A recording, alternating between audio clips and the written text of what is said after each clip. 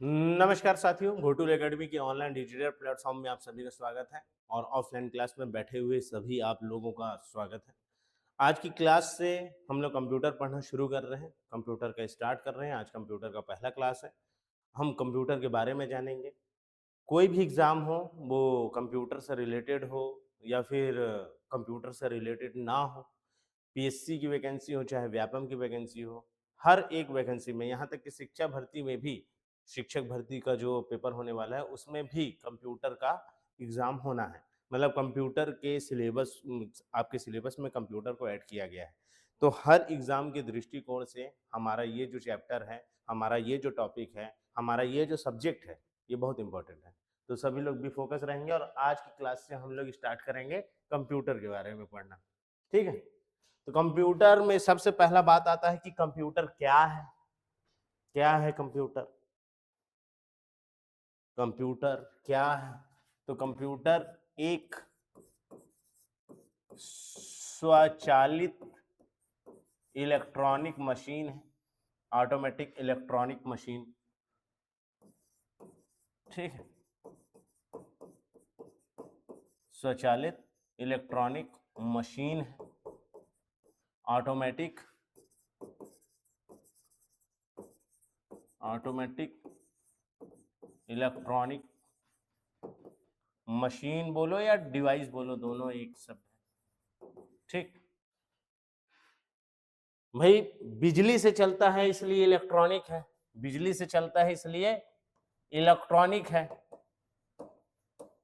बिजली से चलने वाला है। और स्वचालित मतलब ऑटोमेटिक का मतलब क्या कहते हैं? जो खुद से काम करता है। आप उसमें एक बार कमांड कर दो, एक बार उसको आप कमांड दे दिए, फिर वो पूरा काम खुद से करेगा। जैसे आप एटीएम में जाते हो और एटीएम में लिखते हो 5,000 रुपए, डन।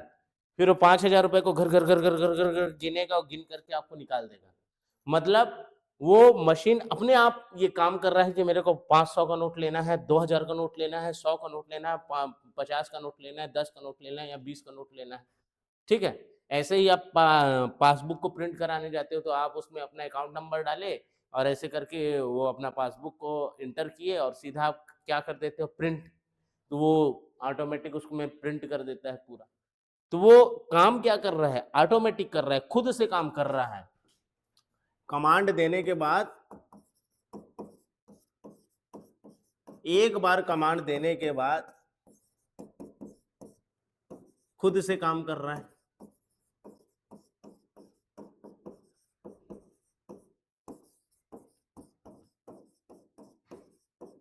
इसलिए इसको क्या कहते हैं? ऑटोमेटिक इलेक्ट्रॉनिक मशीन कहते हैं, स्वचालित कंप्यूटर, स्वचालित मशीन कहते हैं। स्वचालित खुद से चलने वाली मशीन को ही हम लोग इलेक्ट्रॉनिक मशीन कहते हैं।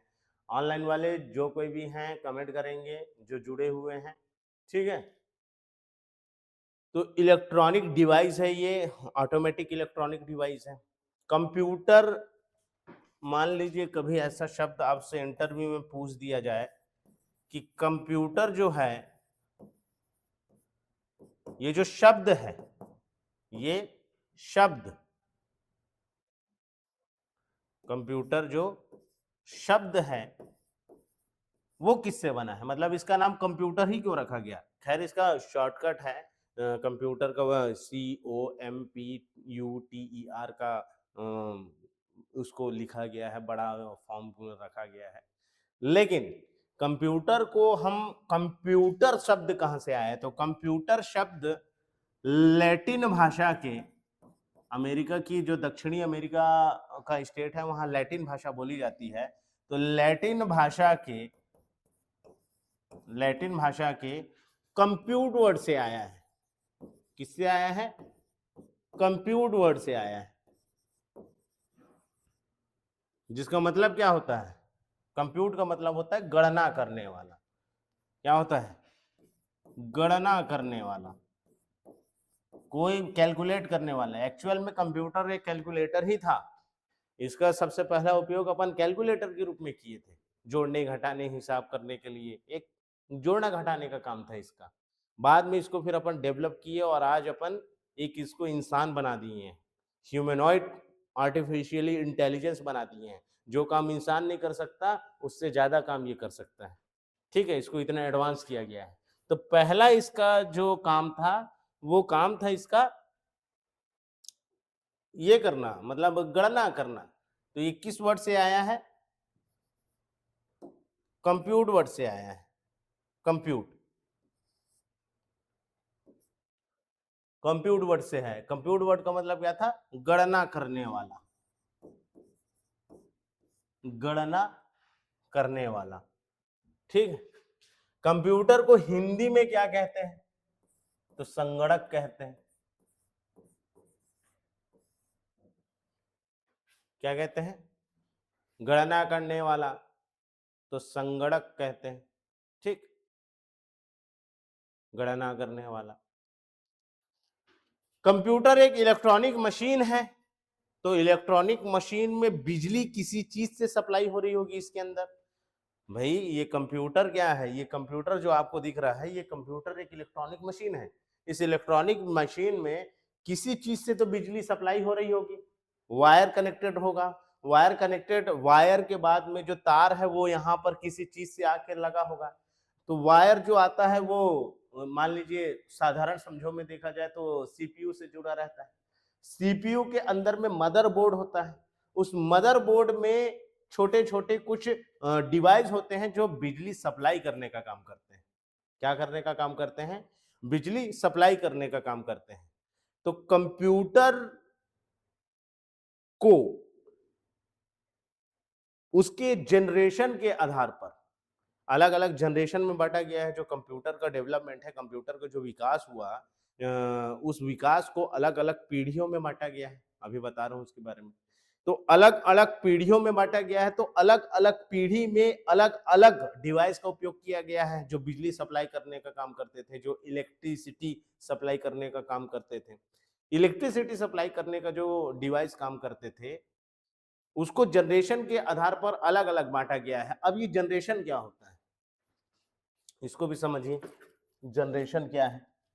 देखो, अगर हम ह्यूमन की बात करें तो हमारा जो विकास हुआ है, हमारे जो उम्र है, मानव का जो विकास होता है, मानव मान लो अगर बड़ा होता है तो उसके बड़े होने के, उसके ग्रोथ के स्टेज को भी अलग अलग नाम दिया गया है, अलग अलग पीरियड दिया गया है। जैसे जब बच्चा जन्म लेता है तो अपन बोलते हैं वो शिशु अवस्था में है, 1 साल से पहले शिशु अवस्था में है। इन्फेंसी इसको इंग्लिश में कहा जाता है। क्या कहा जाता है? इन्फेंसी कहा जाता है। जब बच्चा 1 साल से पहले का रहता है, मतलब 1 वर्ष तक के बच्चे को क्या कहते हैं? जब बच्चा 1 वर्ष तक का रहता है, बच्चा जन्म लिया तो उसको अपन क्या बोलते हैं? भाई बच्चा अभी शिशु अवस्था में। शिशु अवस्था के बाद में वो आ जाता है बालक अवस्था में या बाल्यावस्था में बोल सकते हैं।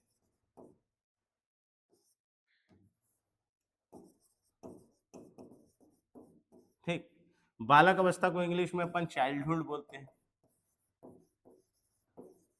ठीक, बच्चा जन्म लिया 1 साल तक का एज अपना हम बोल सकते हैं कि शिशु अवस्था में। 13 साल तक के बच्चे को हम बोलते हैं कि चलो भाई ये 13 साल तक का है तो 13 साल तक के बच्चे को हम बालक बोलते हैं कि हाँ भाई अभी वो बालक।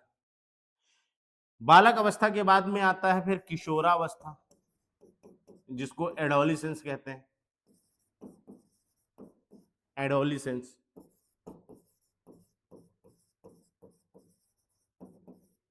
एडोलिसेंस मतलब जब बच्चा ग्रोथ कर रहा होता है, उसमें हार्मोनल चेंजेस आते हैं, उसका सेकेंडरी ग्रोथ होता है, सेक्सुअल ग्रोथ होता है, तो उसको हम किशोरावस्था कहते हैं। ठीक है, मतलब टीन एज भी इसको बोल सकते हैं आप। इसको क्या बोल सकते हैं? टीन एज तक बोल सकते हैं। मैं इसको 19 साल तक देता हूं, 18 साल तक की एज। ठीक, किशोरावस्था के बाद में बच्चा आ जाता है सीधा प्रौढ़ावस्था में, युवावस्था बोल सकते हैं आप इसको, युवावस्था। ठीक, युवावस्था मान लीजिए अगर मैं युवावस्था को बोलूं 40 साल तक की एज है। ठीक, 40 साल तक।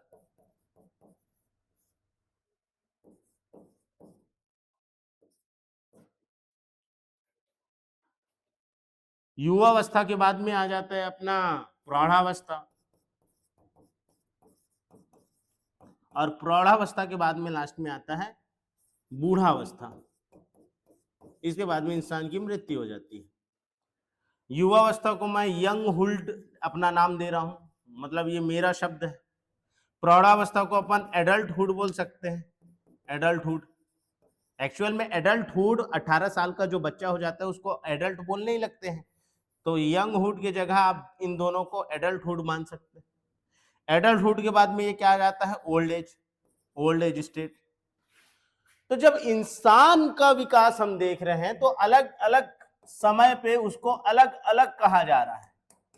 इंसान का विकास जो होता है उसके ये अलग अलग उम्र के आधार पर, अलग अलग समय के आधार पर, अलग अलग काल में बांटा गया है, अलग अलग हुड में बांटा गया है। ऐसे ही जो कंप्यूटर का विकास है उसको भी समय के आधार पर पीढ़ियों में बांटा गया है।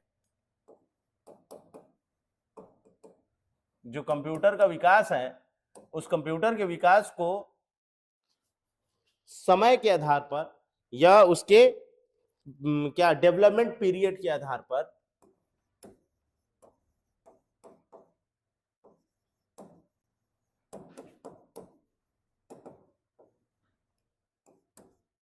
पांच पीढ़ियों में बांटा गया है।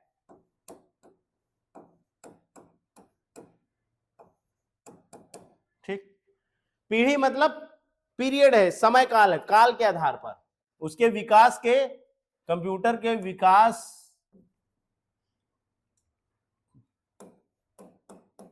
को उसके समय के आधार पर, जो कितना समय था ना, कितने समय में वो कितना डेवलप हुआ। जो पहला कंप्यूटर था बहुत बड़ा कंप्यूटर था, उसके बाद में कंप्यूटर थोड़ा छोटा हुआ, उसके बाद में फिर बहुत छोटा हुआ, फिर ये देखो अब हम लोग मोबाइल को जो हाँ पॉकेट में लेकर के चल रहे हो वो भी एक कंप्यूटर है, मतलब वो और छोटा हो गया। तो ये जो क्रमिक विकास हो रहा है, ये जो सतत विकास हो रहा है कंप्यूटर का, उसको समय के आधार पर अलग अलग पीढ़ियों में बांटा गया है, 5 पीढ़ियों में बांटा गया है। और इसके 5 पीढ़ी कौन कौन से हैं, तो पहली पीढ़ी जो आती है वो है फर्स्ट जनरेशन, इसको फर्स्ट जनरेशन बोला जाता है। फर्स्ट जनरेशन का जो टाइम पीरियड है वो टाइम पीरियड है 1940 से आप 1955 का जो टाइम पीरियड है वो कंप्यूटर के विकास का फर्स्ट जनरेशन था। ठीक है, सेकंड जनरेशन जो हुआ है कंप्यूटर के विकास का जो पीरियड है सेकंड जनरेशन, आप 1956 से 1975 का पीरियड मान सकते हैं।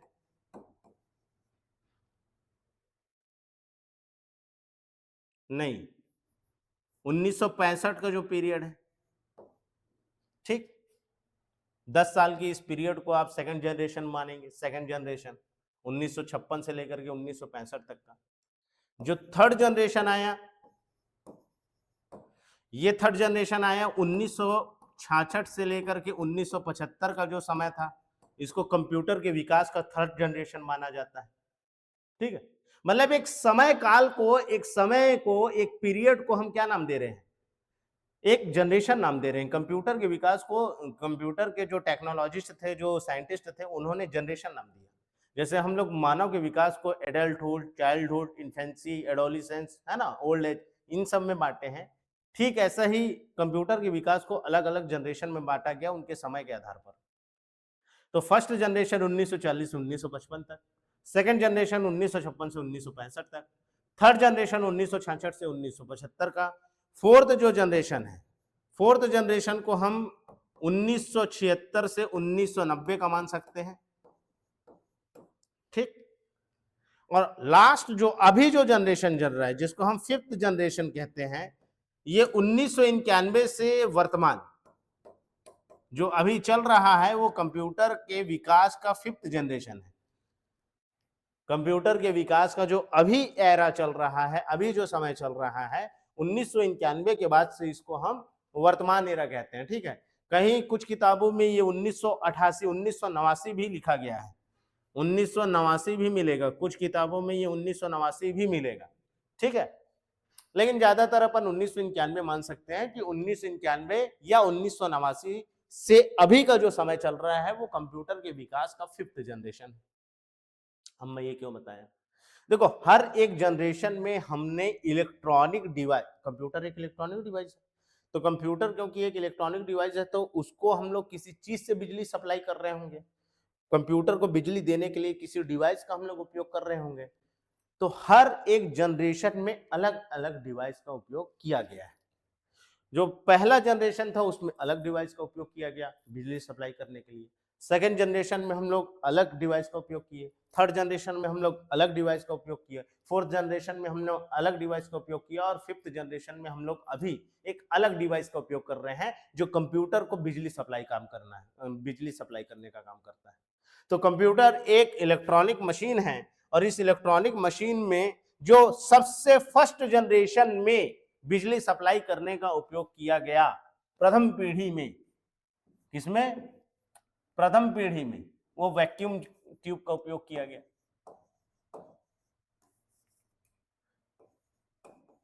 ये जो आपको दिख रहा है ये वो वैक्यूम ट्यूब है जिसको सबसे पहली बार कंप्यूटर में बिजली सप्लाई करने के लिए यूज किया गया था। वैक्यूम ट्यूब इसे कहते हैं। ठीक, प्रथम पीढ़ी के कंप्यूटर में या फर्स्ट जनरेशन के कंप्यूटर में बिजली सप्लाई करने के लिए इसका इस्तेमाल किया गया।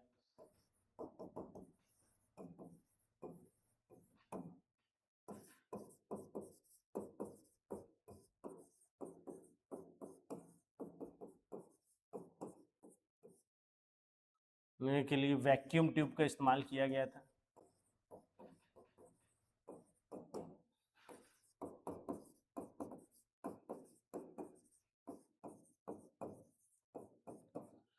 वैक्यूम ट्यूब को, ये जो वैक्यूम ट्यूब है, वैक्यूम ट्यूब को वाल्व भी कहा जाता है, कहीं कहीं पे वाल्व भी लिखा होगा, वाल्व भी कहते हैं, ये भी ध्यान रखना।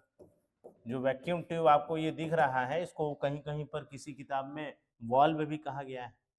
अब आता है कि इसका आविष्कार किसने किया था, इसे बनाया किसने थे, इसके आविष्कारक कौन थे।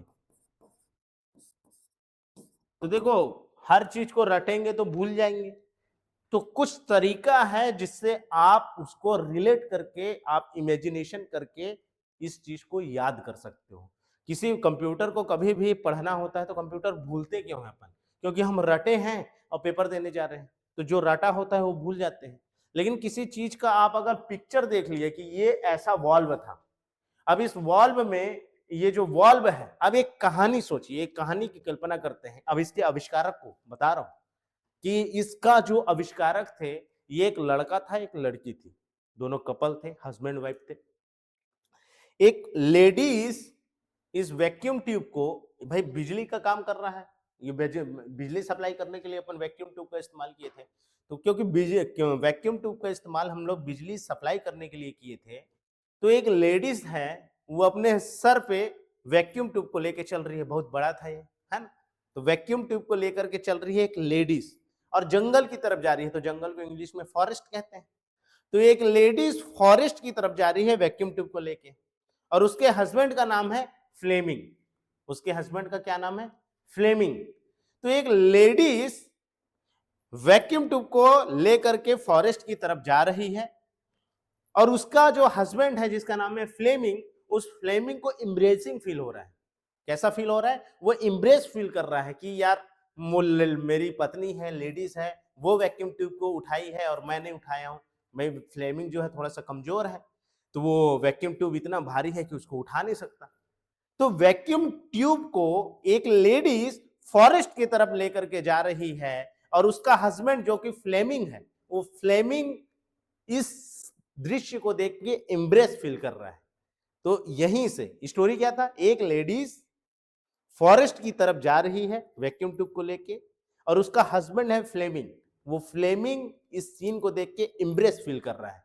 तो यहीं से अब शब्द याद रखना कि जो वैक्यूम ट्यूब है, वैक्यूम ट्यूब के आविष्कारक हैं, लेडीज जा रही थी फॉरेस्ट की तरफ, तो लेडी फॉरेस्ट, लेडी फॉरेस्ट, और उसके हस्बैंड का क्या नाम था? फ्लेमिंग। और फ्लेमिंग क्या फील कर रहा था? एम्ब्रेसिंग फील कर रहा था, तो Ambrose Fleming, Ambrose Fleming. Lady Forest और एम्ब्रोस फ्लीमिंग ने मिल करके वैक्यूम ट्यूब का आविष्कार किया था। ये जो वैक्यूम ट्यूब आपको दिख रहा है, इस वैक्यूम ट्यूब का इस्तेमाल सबसे पहले वाले कंप्यूटर के जनरेशन में, जो पहला जनरेशन है उसमें बिजली सप्लाई के लिए किया गया था। इसके आविष्कारक एक लेडी फॉरेस्ट की तरफ जा रही है, सर पे रखी है, और कहानी देखो कि एक लेडीज जा रही थी फॉरेस्ट की तरफ, ठीक, उसके पीछे में उसका हस्बैंड है, और वो हस्बैंड जो है उसका नाम है फ्लेमिंग, और वो फ्लेमिंग इस सीन को कि भाई उसकी मिसेज है और उसकी मिसेज जो है वो लेकर के जा रही है, तो एम्ब्रेसिंग फील कर रहा है। तो एम्ब्रोस फ्लेमिंग, लेडी फॉरेस्ट, दो जन ने मिलकर के वैक्यूम ट्यूब का आविष्कार किया था। ठीक,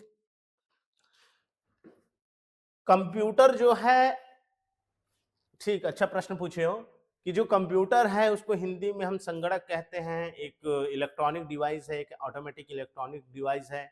इसका कंप्यूटर का जो शब्द है वो कंप्यूट वर्ड से बना है, लैटिन भाषा के कंप्यूट वर्ड से बना। इसके पितामह कौन थे, इसके आविष्कारक कौन थे? तो याद रखना हमेशा चार्ल्स बेबेज, चार्ल्स बेबेज को कंप्यूटर का पितामह कहा जाता है, द ग्रैंडफादर कंप्यूटर। कंप्यूटर के अगर कोई आविष्कारक माने जाए तो सही तौर पर चार्ल्स बेबेज है। चार्ल्स बेबेज को कंप्यूटर का पितामह माना जाता है। क्या माना जाता है? पितामह माना जाता है, दादाजी माना जाता है, दादाजी।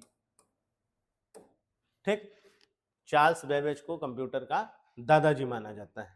इन्होंने ही आविष्कार किया था। वो मैं बताऊंगा अभी जब कंप्यूटर का विकास बताऊंगा कि इन्होंने एक इंजन बनाया था, एनालिटिकल इंजन, वो काम कर गया था, तो इसीलिए इनको चार्ल्स बेबेज को बोला जाता है।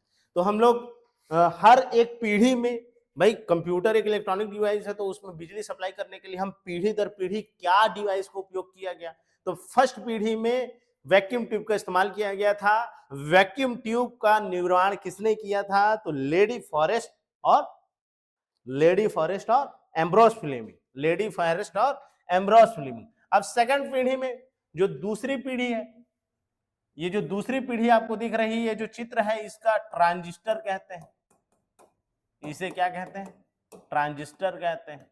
ये जो आपको दिख रहा है ये ट्रांजिस्टर है। ठीक, ये ट्रांजिस्टर। तो दूसरी पीढ़ी में ट्रांजिस्टर का इस्तेमाल किया गया, दूसरी पीढ़ी के कंप्यूटर में। दूसरी पीढ़ी मतलब 1955 से 65 का जो दौर था, 1955 से 65 का जो दौर था, तो दूसरी पीढ़ी में बिजली सप्लाई के लिए किस डिवाइस का इस्तेमाल किया गया? तो बिजली सप्लाई के लिए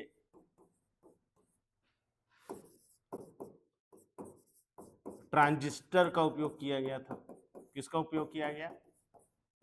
ट्रांजिस्टर का उपयोग किया गया।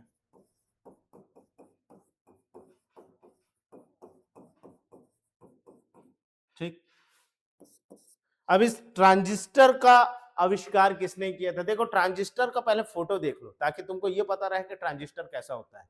3 डंडी है, ये छोटा सा प्लग दिख रहा है। ये ट्रांजिस्टर का उपयोग दूसरी पीढ़ी के कंप्यूटर में किया गया था। इसको पहला नंबर दे दो तो याद रखोगे कि पहली पीढ़ी में वैक्यूम ट्यूब, दूसरी पीढ़ी में ट्रांजिस्टर का उपयोग किया गया। ठीक, ट्रांजिस्टर का उपयोग किया गया तो इसका भी जो आविष्कारक है, 3 लोग आविष्कारक हैं। ठीक, लेकिन इसका भी स्टोरी है। देखो, जब आपको बर्डन महसूस होता है, किसी भी चीज का बर्डन महसूस होता है। अब ये जो वैक्यूम ट्यूब है ये इतना बड़ा था, ये वैक्यूम ट्यूब इतना बड़ा है, तो लोगों को इसको उठाने में बर्डन महसूस हो रहा था, बर्डन महसूस हो रहा था। क्या महसूस हो रहा था? बर्डन महसूस हो रहा था। तो जब आपको बर्डन महसूस होगा तो आपको ब्रेन की बीमारी हो जाएगी। ब्रेन की बीमारी होगी कि नहीं होगी?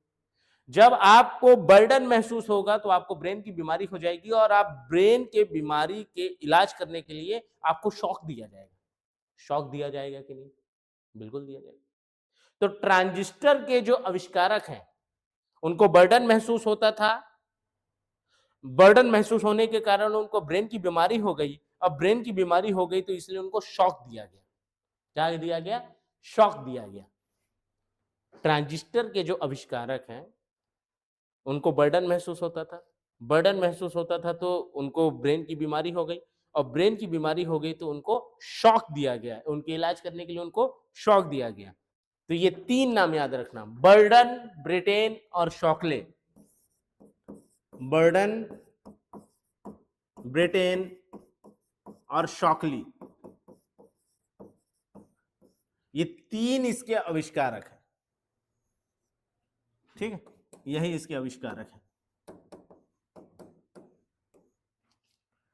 कभी आपसे पूछा जाए कि ट्रांजिस्टर का खोजकर्ता कौन है, तो ट्रांजिस्टर के जो खोजकर्ता थे उनको बर्डन महसूस होता था, ब्रेन की बीमारी हो गई, और ब्रेन की बीमारी हो गई तो उनको क्या किया गया, शॉक दिया गया।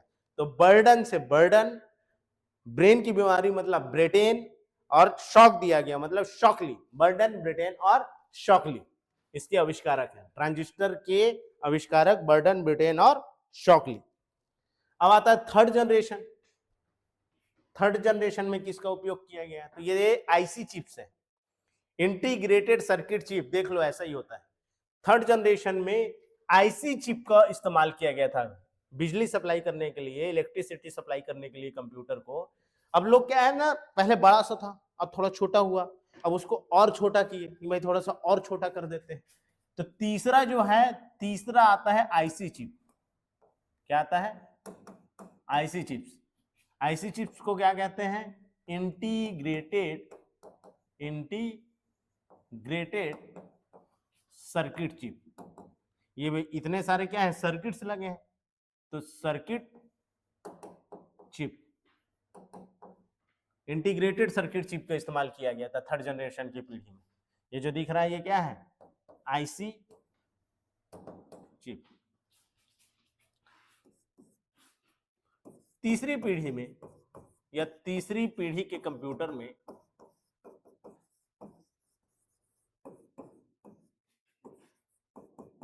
आईसी चिप का इस्तेमाल किया गया था। तीसरी पीढ़ी के कंप्यूटर में बिजली सप्लाई के लिए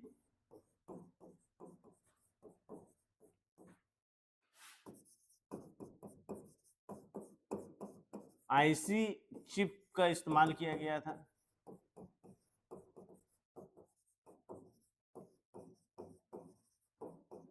ठीक है, और 2 प्रकार के आईसी चिप बनाए गए। कितने प्रकार के, 2 बनाए। अच्छा, अब इसके आविष्कारक कौन है, तो 2 प्रकार के आईसी चिप बनाए गए थे। 2 प्रकार के आईसी चिप बनाए गए थे।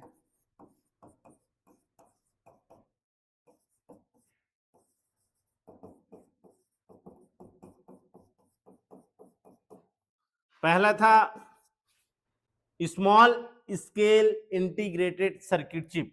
Small scale integrated circuit chip, small scale integrated circuit chip.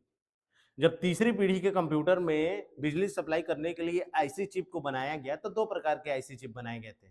एक था SSI, small scale integrated circuit chip, small scale integrated circuit chip, integrated circuit chip है ना।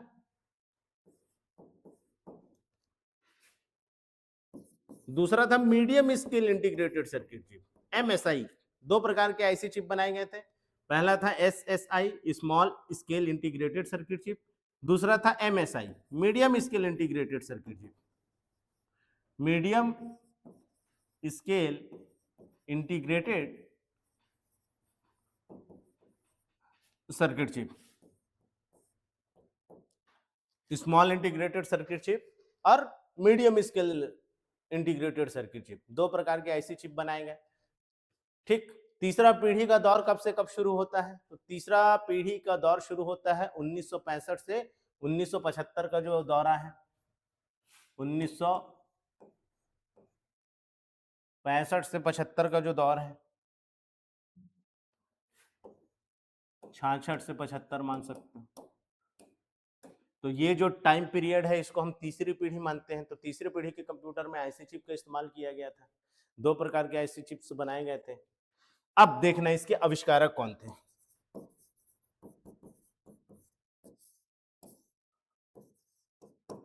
आईसी चिप को किसने बनाया था, कभी नहीं भूलोगे। 2 प्रकार के हैं, एक है स्मॉल स्केल और एक है मीडियम स्केल। तो ये बताओ कि तुम्हारे नाक और कान में किसका छेदा सबसे छोटा है? नाक का है। नाक का ये देखो छोटा सा है। तो एक नाक ने बनाया था, एक कान ने बनाया था। हाँ, मतलब एक बात बताओ, आईसी चिप जो होता है, आईसी चिप छोटे होते हैं, छोटे छोटे होते हैं। तो एक आईसी चिप को आप नाक में लगा सकते हो, एक आईसी चिप को आप कान में लगा सकते हो। तो एक आईसी चिप को आप नाक में लगा सकते हो, एक आईसी चिप को आप कान में लगा सकते हो। तो नाक में लगाने वाले आईसी चिप को हम नॉइजी कहते हैं और कान में लगाने वाले को किल्वी कहते हैं। नॉइजी और किल्वी ने आईसी चिप का आविष्कार किया था, याद रखोगे।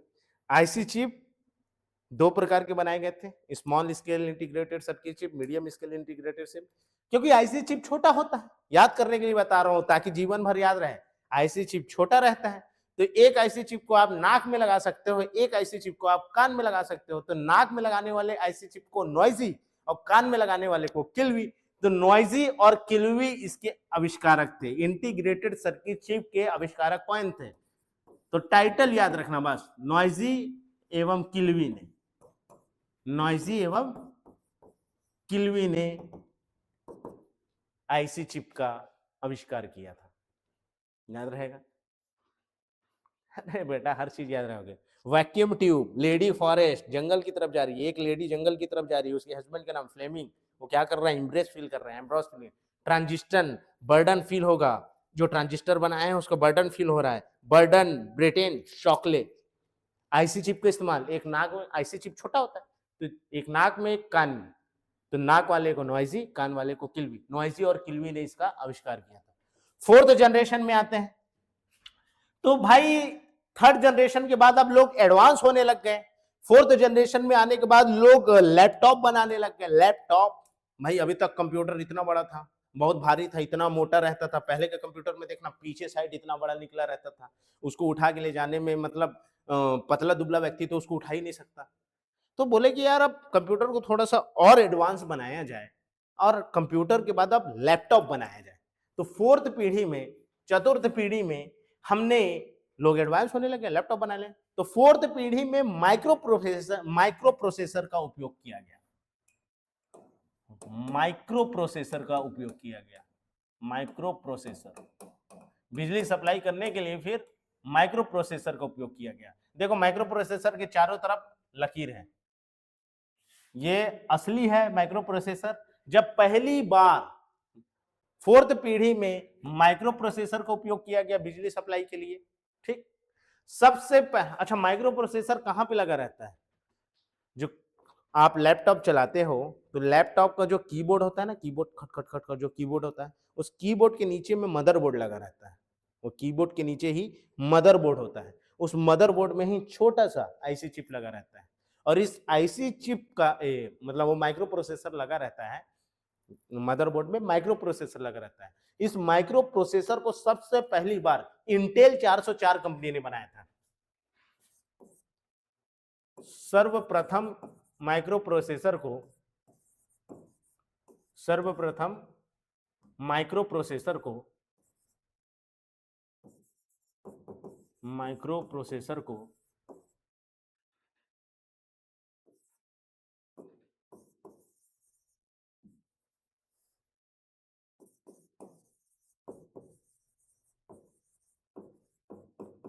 इंटेल 404 कंपनी ने बनाया था। याद रखना, किस कंपनी ने? इंटेल 4004, 4004। तो मैं 404 याद करके रखा हूं, आप 4004 भी याद कर सकते हो। मैं मतलब याद रखने के लिए ऐसे 400 और फिर 4, आप 4004 बोल सकते हैं। इंटेल 4004 कंपनी ने बनाया था। सबसे पहला माइक्रो प्रोसेसर किसने बनाया? तो इंटेल 404 कंपनी ने बनाया था। और इस कंपनी के मालिक कौन थे?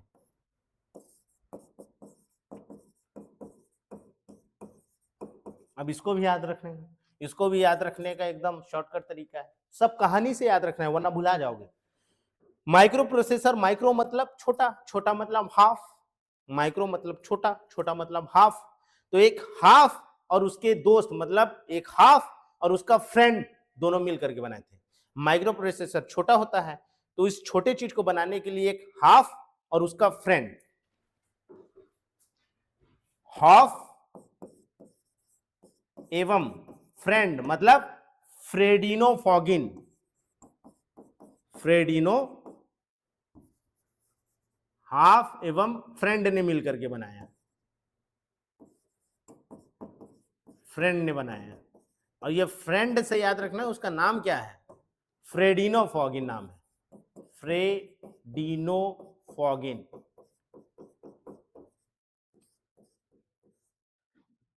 चतुर्थ पीढ़ी में, फोर्थ जनरेशन में बिजली सप्लाई करने के लिए माइक्रो प्रोसेसर को बनाया गया। माइक्रो प्रोसेसर को सबसे पहली बार इंटेल 4004 कंपनी ने बनाया था, इंटेल 4004 कंपनी ने बनाया था।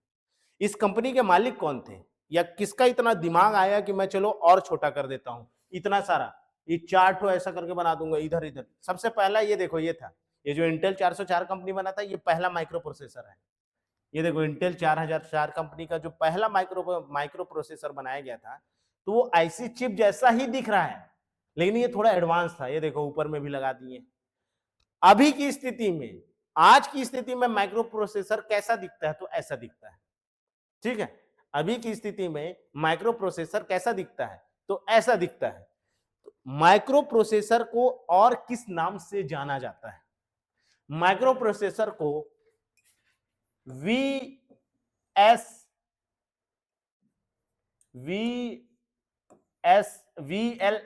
के नाम से भी जाना जाता है, VLSI चिप के नाम से भी जाना जाता है। ठीक, माइक्रो प्रोसेसर को VLSI चिप के नाम से भी जाना जाता है, और इसका फुल फॉर्म क्या है, very large integrated circuit chip, integrated circuit chip.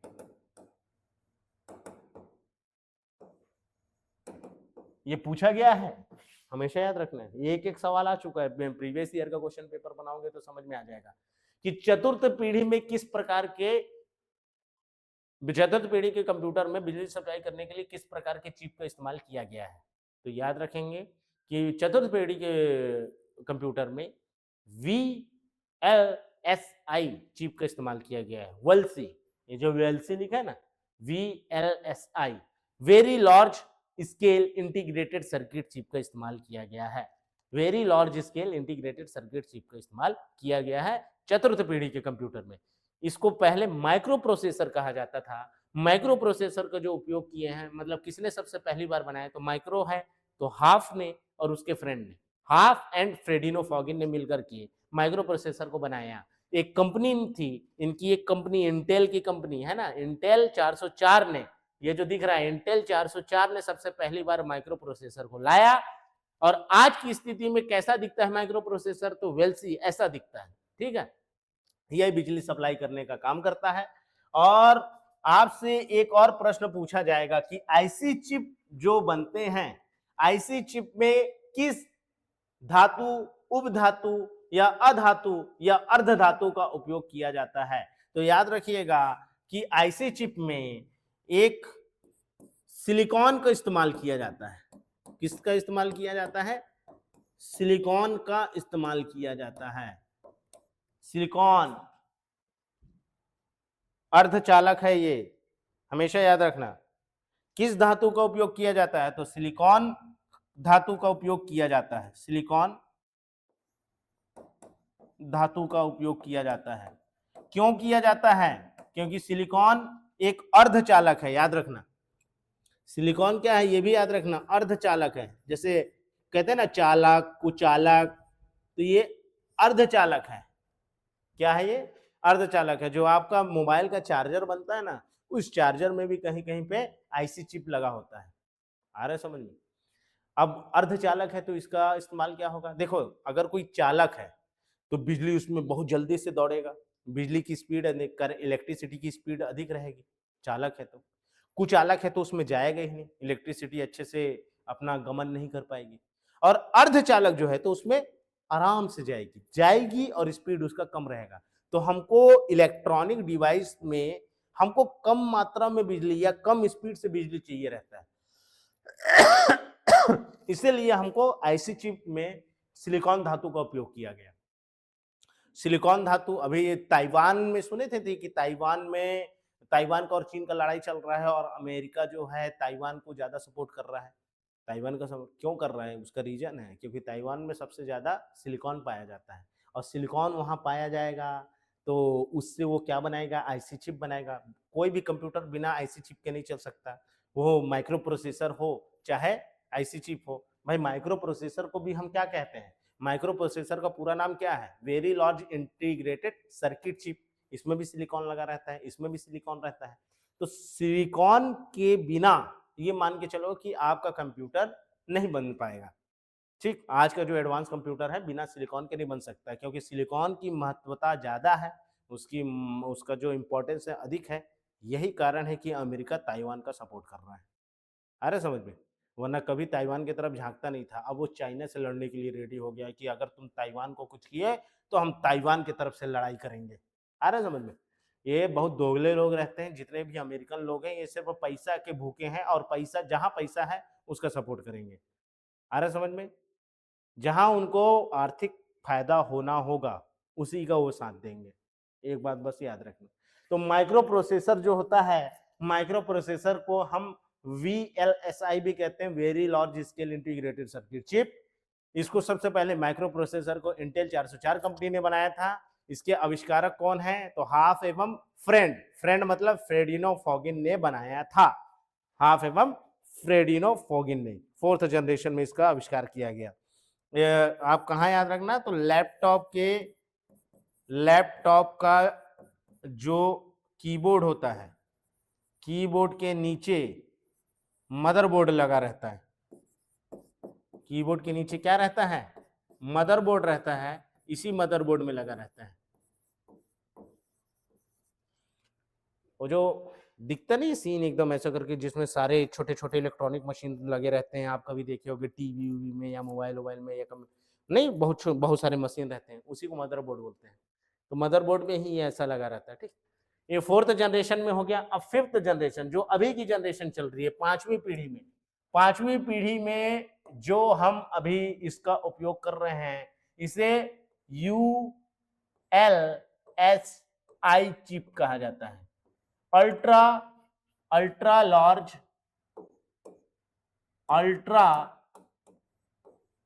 Large integrated circuit chip. आपसे पूछा जाएगा कि 5वीं पीढ़ी में बिजली सप्लाई करने के लिए किस प्रकार के चिप का या किस प्रकार के डिवाइस का उपयोग किया जा रहा है, तो 5वीं पीढ़ी में अल्ट्रा लार्ज स्केल या ULSI चिप का इस्तेमाल किया जा रहा है। ठीक है, ये जो चिप है 5वीं पीढ़ी का जो चिप है, 5वीं पीढ़ी के कंप्यूटर में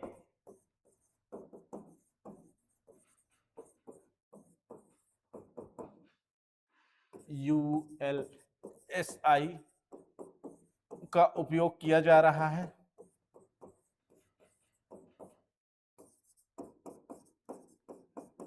जो आईसी चिप का एडवांस है, आईसी चिप का एडवांस फॉर्म है, एडवांस रूप है।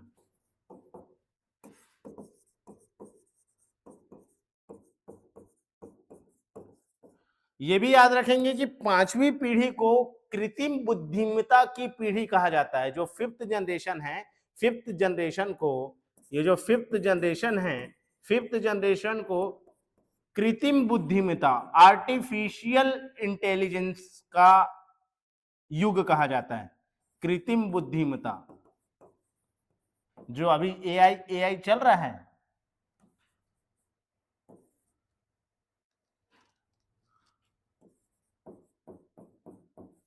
आर्टिफिशियल इंटेलिजेंस,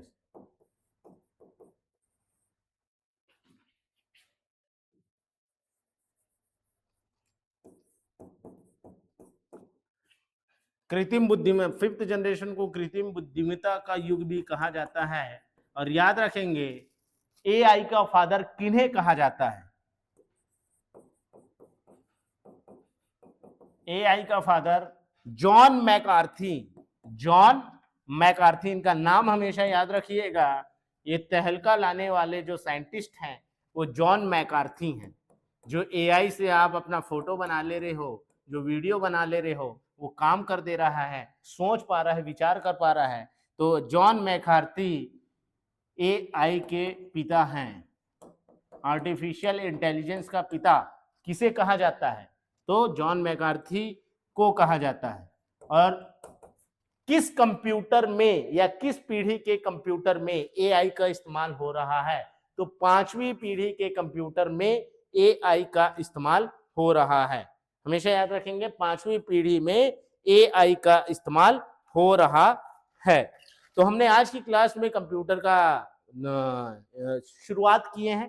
कंप्यूटर का इंट्रोडक्शन है। कंप्यूटर के इंट्रोडक्शन में हमने देखा कि भाई कंप्यूटर शब्द कहाँ से आया, कंप्यूटर का मतलब क्या होता है, कंप्यूटर के जो एक इलेक्ट्रॉनिक मशीन है तो उसमें बिजली का सप्लाई किस पीढ़ी में किस किस इलेक्ट्रॉनिक डिवाइस का इस्तेमाल किया गया है। अगली क्लास में हम लोग इसके लैंग्वेज के बारे में पढ़ेंगे और अलग तरीके से हम पढ़ेंगे, सिस्टमेटिक तरीके से पढ़ेंगे, जिससे हमारा दिमाग में चीजें बैठे। हमको एक बार पढ़ना है और एक बार में ही हमेशा के लिए याद रखना है, बार बार रट्टा नहीं मारना है। जब आप किसी चीज को कहानी से या इमेजिनेशन से याद रखते हो तो वो हमेशा याद रहता है, कभी भुलाता नहीं है। ठीक है, तो आज की क्लास में इतना ही, बाकी पढ़ेंगे हम कल।